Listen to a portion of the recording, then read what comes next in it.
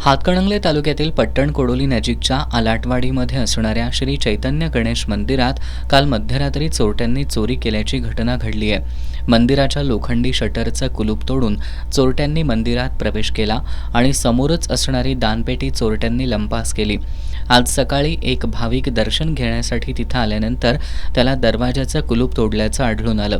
त्यानंतर त्यानं जवळच राहणाऱ्या पुजाऱ्यांना बोलवून याची माहिती दिली। पुजाऱ्यानं ही माहिती हुपरी पोलिसांना दिली।